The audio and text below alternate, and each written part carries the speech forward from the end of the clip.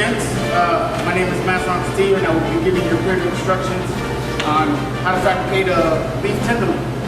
Alright, so obviously I got my sheet pan here, and I'm going to keep my sheet pan as I cut the back.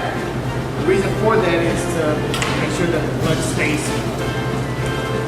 I'm also going to use this sheet pan to remove all the straps and whatever's left over.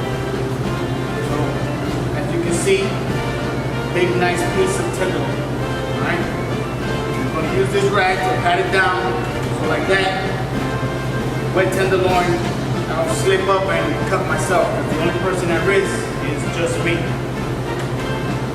So once it's nice and patted down, I'm going to transfer it over to my cutting board. And I'm going to start going to work.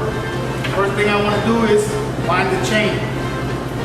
So, all this plastic area, I'm going to cut right off. Because I'm also trying to get to the bottom where the silver skin is at. So, I start to get rid of all this plastic junk. So I can reel my chain and get down to the silver skin.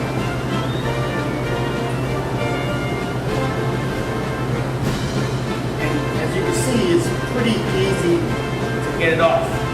Now, one of your key components to cutting tenderloin is you want to have a really sharp knife.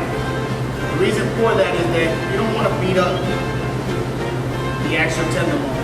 We're talking about anywhere in Costco, Sam's Club. A tenderloin is going to run you for about $88.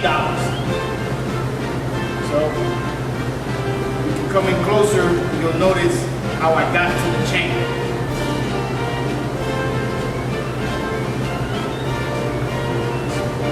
Beef tenderloin tells me where I need to cut at to get rid of that chain.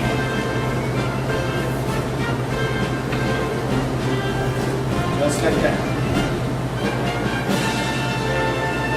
And while trying to get to the chain, as you can see, I was able to reveal my silver skin, which is that tough piece of skin on your beef. Right there. Now, most people think that the silver skin only exists on beef. That is incorrect. Items like ribs, if you actually learn how to remove the silver skin off your ribs, it'll be a whole lot easier to cook. And you don't have to spend there 13 hours trying to smoke some ribs on high heat, and you still can't get them tender. 9 out of 10 times it's because of your silver skin.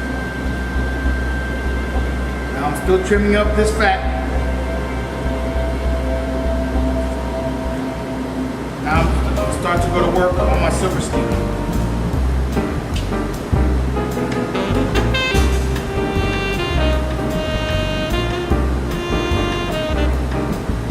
With the silver skin, all you have to do is get under it and pull.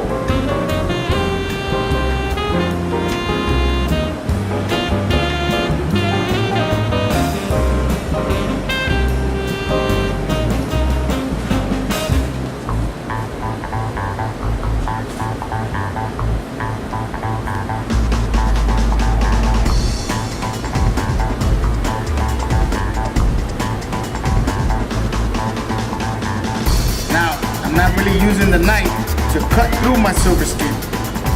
I'm just using the knife to help me get all the way down to the other end.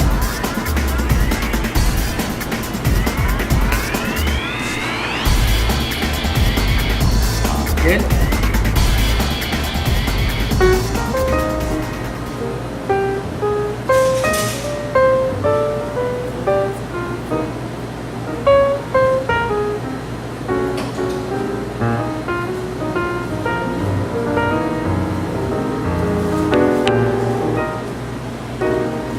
And again, until you remove all the silver skin off.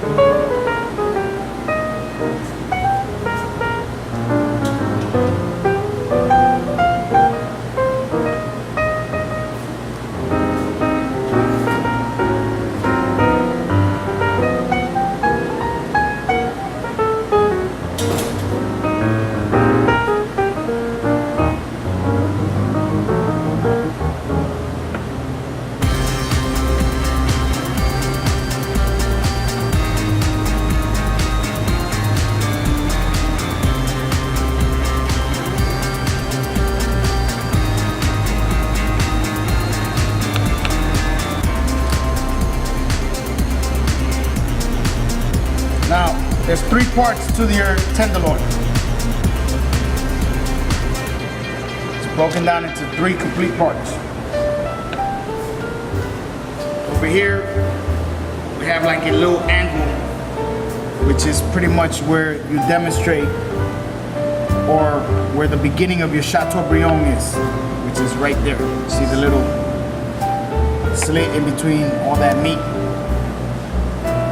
This end over here, your tail end or your little end, tends to strip off like little strips. From that end on, you have your tornadoes. And then your dead center, which is right here, that's where your filet mignon comes from. Now I'm gonna keep trimming this until there's little to no fat on it.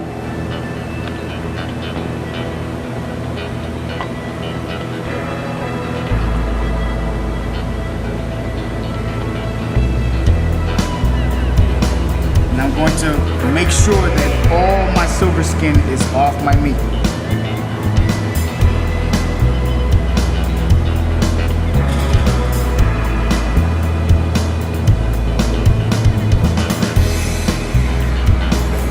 So far, so good.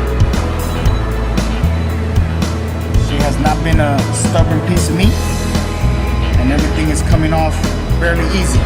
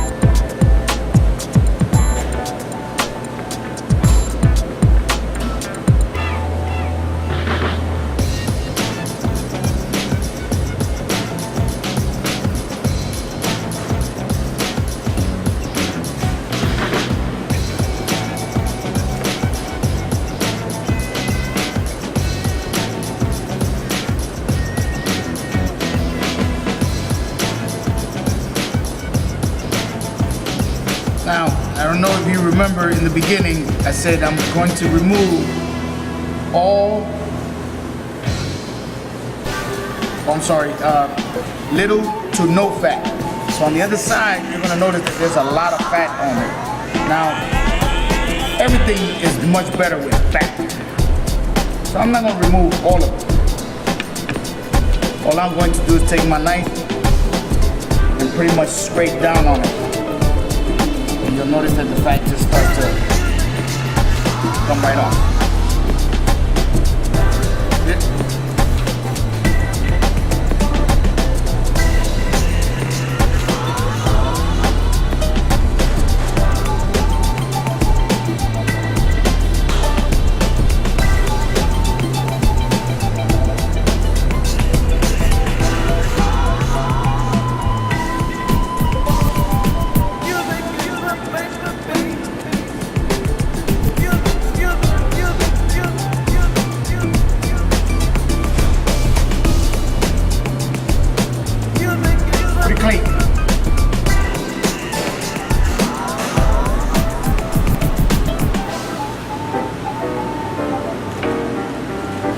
That is what your beef looks like. Now we're gonna cut it into its sections, right? This is my Chateaubriand. This is my tornadoes. And this is my favorite, which is your filet mignon, right? Obviously right now it doesn't have shape. Now, with this one, I don't have much room to move with. So I want to keep all the steak as possible, but you can trim it to where it makes a nice little round shape for you right before that. I'm going to show you an additional trick that helps you shape your filet mignon instead of trying to shape it like by hand. So, Chateaubriand, filet mignon, tornadoes, or like the NCOs down here at Fort Lee would say, CFT. Right? It's a nice little ditty that they came up with, and I think I'm going to start utilizing it myself. Now, here's the trick.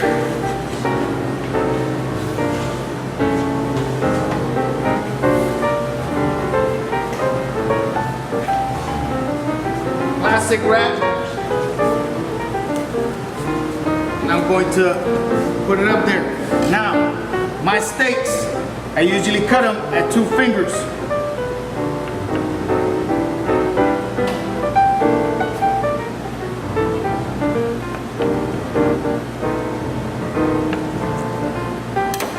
And if you look at a nice little steak, you see the nice little marble on there? Enough fat to where it's gonna give my steaks a whole lot of flavor. And I'm gonna take all my steaks and I'm gonna put them in the plastic wrap, just like that, and roll it. But most people think that I'm going to just refrigerate it just like that, but no, I'm gonna go one more.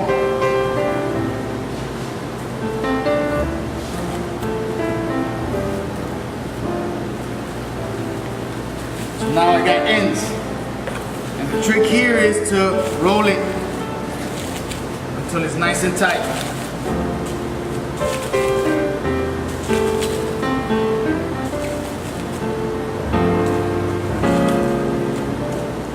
Just like that.